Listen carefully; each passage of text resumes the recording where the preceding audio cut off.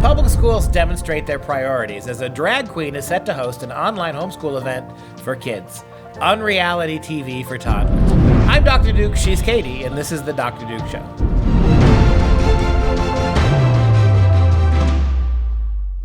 Hello, everyone, and welcome to the Dr. Duke Show, the only program that keeps you educated on the craziness impacting K-12 classrooms and college campuses around the world. Today, we discuss a popular preteen sex ed series teaching kids that watching porn is perfectly normal and healthy. Plus, Senators Elizabeth Warren and Christian Gillibrand look to stop Secretary of Education Betsy DeVos from giving college students due process. And we get some real education with Donatello's instant classic equestrian statue of Gattamelata, some real education. But we start first with drag queens who are now bypassing libraries so they can host online homeschooling events for your kids. Yes, that's right. We've got Nina West, who hosts Homeschooled with Nina for Kids.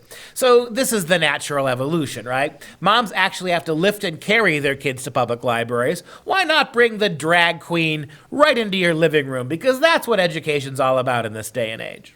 Well, Nina decided, she's just going to do that, and she's calling her thing Homeschool with Nina, and this actually took place. She claims it's a special family-friendly half-hour show where people can sing along to songs from Nina's hit children's album, Drag is Magic. On their Facebook event page, Nina says, "Yes, requests will be taken. Dress up is encouraged. Come as your favorite pirate, princess, doctor, or queen." Yeah, I have not seen an intellectual trend, an academic trend that has been so hyped, so profiled, so set at the center of what is American education in my entire life like this. Of all the things they could, even if you want to focus on counterculture garbage or undoing the patriarchy or whatever it is, the idea that we've chosen this particularly vapid form of, it's not education. It's distraction, right? I mean, I've said this many times on the show. If what you want to do is convince parents that boys and girls don't exist, why go this way? Why not just, and I'm not recommending this because it's a stupid idea, but why not bring in the local banker who identifies as transgender, right? Why not bring in the local teacher or grocer who is gender non-conforming and have them talk to these kids like real people? Why do you need men dressed as outlandishly garish women with all the double entendre? What's the point of this? What possible academic lesson can kids learn from this? The answer, zero. But because we're living in the age of coronavirus and everything is being canceled left and right, Nina is offering us an option. There's DragFest 2020, and it's for kids.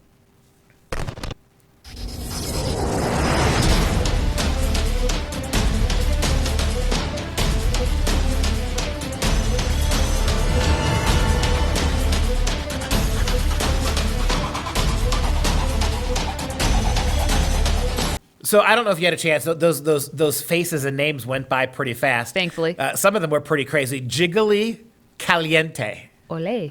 How about Bag of Chips? Bag of Chips. This all literally is the level at which we think that by showing this stuff to kids, we're somehow making them more tolerant or open-minded. Well, at least we all know that drag is magic. Moving on.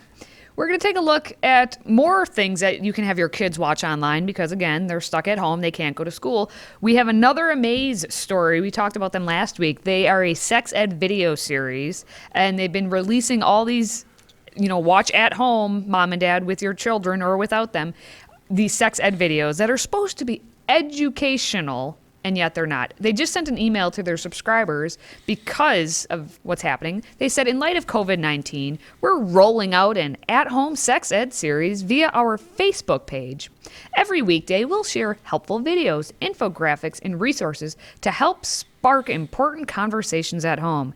This week, we're all about general framing to prepare you for conversations. And then in forthcoming weeks, we'll dig deeper into specific topics. Also, be sure to check out My Amaze custom playlists, which offer a great way to engage with kids at home in our parent resources. Guess what the first video talks about? Is watching pornography normal? Guess what the answer is? Absolutely it is. And before we show the video, which is pretty shocking, notice what's happening here. Can you name a single online math program that's being used in the public schools? now that we are on coronavirus break. Can you think of a single reading program? What do we got? We've got drag queens coming to you, homeschool moms and dads. And now we've got Amaze pornographic videos for kids coming at you because heaven forbid you lose your sex education. Take a look at what Amaze, and by the way, Mom, just remember this, that if your kids were in school, they would be watching this stuff without you knowing it. Is it normal to watch porn? Yes, it's normal. Lots of people watch porn. After all, it's right there and it's free. And anyway, many people are curious about this sex stuff. But, and it's a big but, remember, porn is not real. It's just a fantasy, like superheroes movies. Bodies don't look like those in porn movies. So the internal inconsistencies of this demonstrate the degrees to which serious academics has vanished from our public schools. The argument there is that people are curious about sex. So you're recommending watching pornography, which your own video admits is unrealistic. Curious kids who have curious questions about sex, you're telling them, go ahead and watch porn because it's there and it's free. That's your rationale for it. Anyway. It's there and it's free. So of course you should watch it. Oh, because many of you are curious about sex. Oh, but go ahead and watch the free porn because it's there and it's free. But just remember, real sex is nothing like porn sex. So why watch it then? Because it's there. Because the purpose of all of the drag queen stuff and all of the sex stuff has nothing to do with responsible sexuality. It has everything to do with divorcing sexuality with any kind of critical thinking or morality.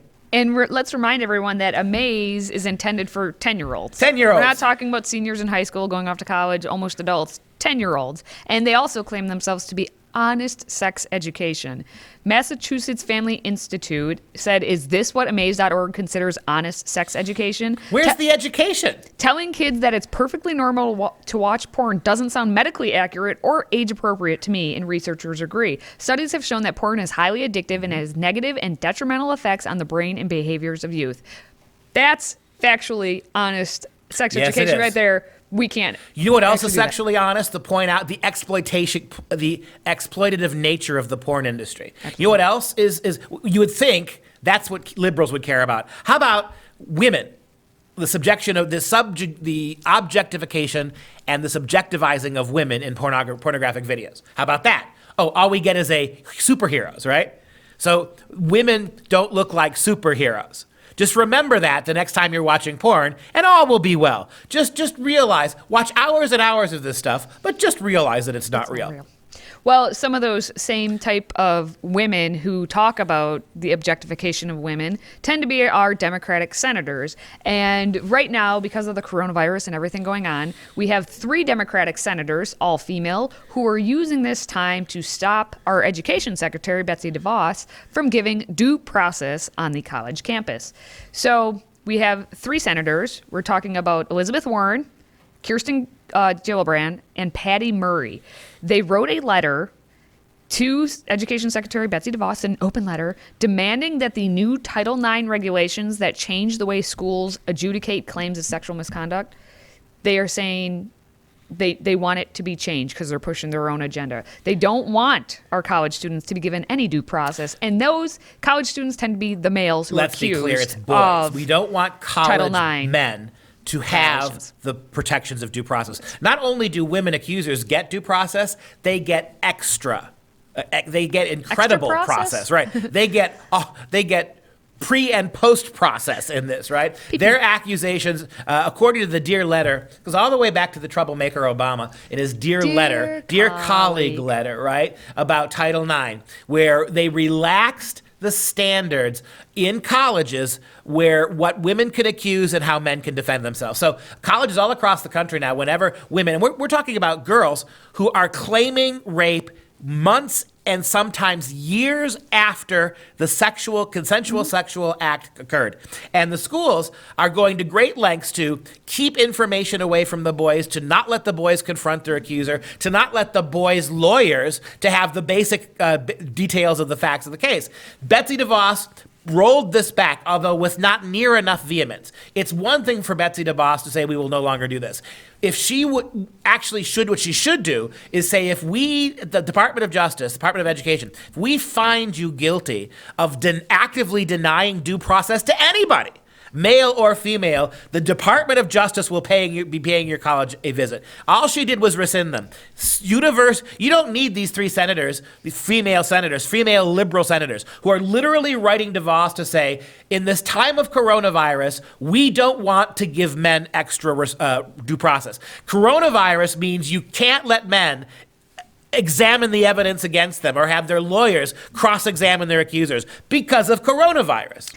In their own words in the letter, while schools are grappling with how to maintain basic services for and supports to their students, it is wholly unacceptable for the Department of Education to finalize a rule that fundamentally will change the landscape of how schools are required to respond to incidents of sexual harassment and assault. And we urge you to reconsider this misguided plan. So if we had regulation that actually overtly discriminated and took due process away from black students, do you think these three genius senators would be saying it's too hard during the time of coronavirus when kids are off campus and administrators and teachers don't have a lot to do, right? This would be the time to implement these new rules, right? Because they don't have to deal with kids on campus.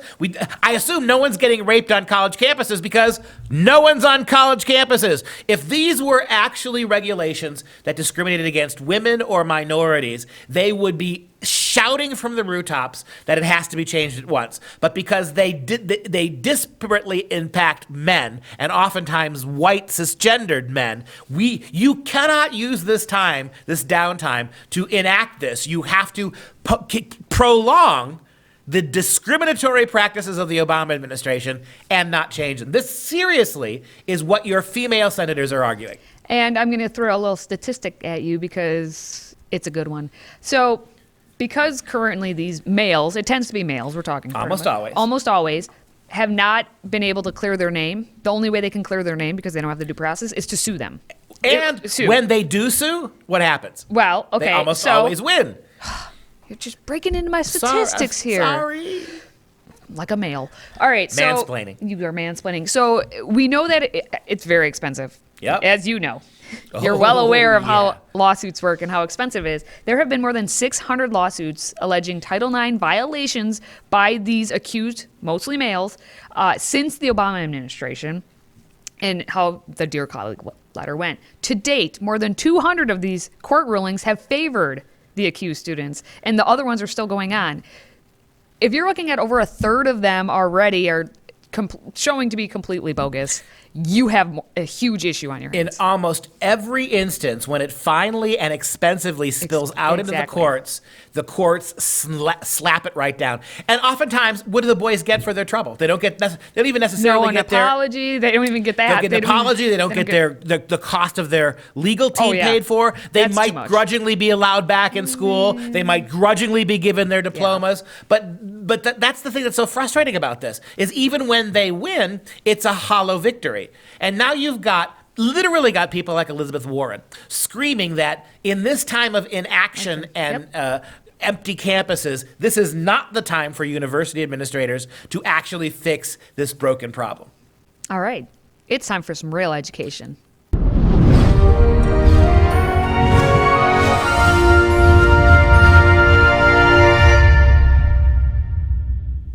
Yep, this is our time where we can counter all of this uneducation, drag queens and amaze pro-porno videos with a little serious education. So we've talked Michelangelo. Now it's time to talk Donatello, who was an Italian artist in the early Renaissance. In 1453, he created the equestrian statue of Gattamelata, which stands in the Piazza del Santo in Padua, Italy today. The statue of the horse and man portrays Italian captain Erasmo da Narni, who is known as the Gattamelata, which means honeyed cat. This bronze statue served as the prototype for the West, so that as far as equestrian monuments go, this is what you see when they honor military heroes. Absolutely. And Donatello, of course, besides being one of the mutant turtles, you got the great... Teenage Mutant. Right. You got Donatello, Raphael, Michelangelo, and Leonardo, right? So you've got the four Splinter. Renaissance artists that were worthy of turtledom.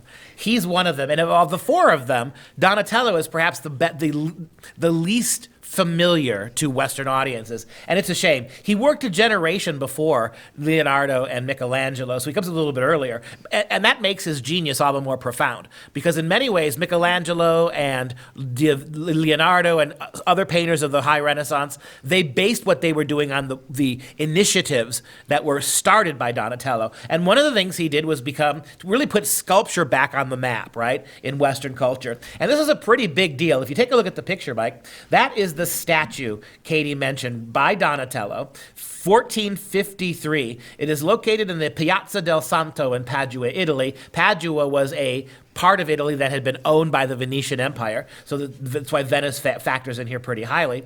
It portrays the Renaissance condottiero Erasmo Dinarni, known as Gattamelata, that was his nickname, as you say, the honey cat, who served mostly under the Republic of Venice. And this is the very first time in well over 1300 years that an equestrian bronze statue of this magnitude had been created. One of the things that was lost after Rome fell and the great genius of classical civilization was overrun by the so-named barbarians of the north and the east is this. You get this idea that you had equestrian horsemen. In fact, you'd have to go back to the horseback equestrian statue of Marcus Aurelius. People point back to that. And Aurelius lived in the 2nd century AD, one of the great Roman emperors. Before you had anything like this in the entire Western world, the construction alone, take a look at that. It was done by using the lost wax method, where you use wax models and wax fillings to begin to put forth samples of what the actual bronze casting would look like.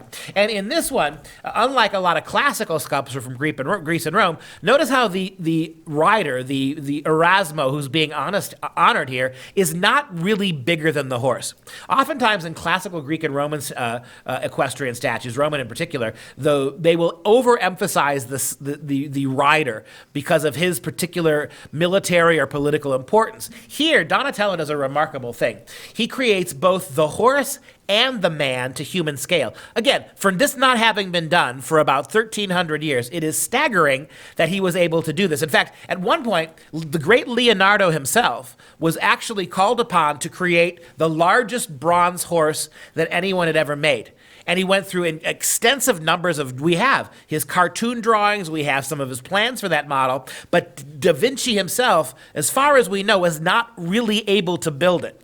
One of the great craftsmen of all time couldn't do it. What Donatello here is pretty shocking. Notice the symbols. If you can see there, the left front foot of the horse is actually positioned on what looks like an orb. It's a cannonball, which is a testament to the advancements of military warfare under the Venetian Republic. The horse itself is fully a war horse, right? It is a magnificent piece of work. It complements the rider. It doesn't overshadow him, nor is it undershadowed by him. You've got Guatemala himself, who carries a baton of military office. All the more interesting about this is he was not a civic leader. He was not one of the doge of Venice. He was not a great king or a prince. He was a warrior, and he gets this tribute because of what he was able to do. And it's especially interesting that Venice, as you know, is basically waterbound. That the military might of the Veneto, of Venice, came by ship. They were basically Western culture's armada, floating armada to fight off the incursions of the Ottoman Turks. And here you have Gattamelata shown as a cavalryman, right? Something that you wouldn't have seen a lot of. It's not the focus of the Venetian military. And so to be able to do this after more than 1,000 years, and for Donatello, who again brought sculpture back as he was able to really bring sculpture back after a long cessation, so much so that, again, Michelangelo would study his work. You see this remarkable achievement, something that even Da Vinci was never able to see through to its logical conclusion.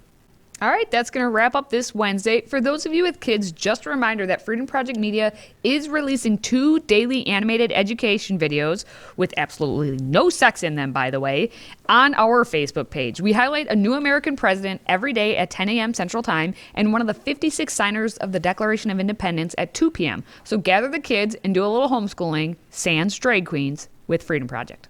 Before we go, just a very quick reminder that despite millions of children being ordered to stay at home from school, Freedom Project Academy online classes and online pedagogy, our students haven't missed a single day of class. If you have a student in K-12, take a look at our Judeo-Christian Live online classes for next fall. Request your free information packet at freedomforschool.com. That's freedomforschool.com.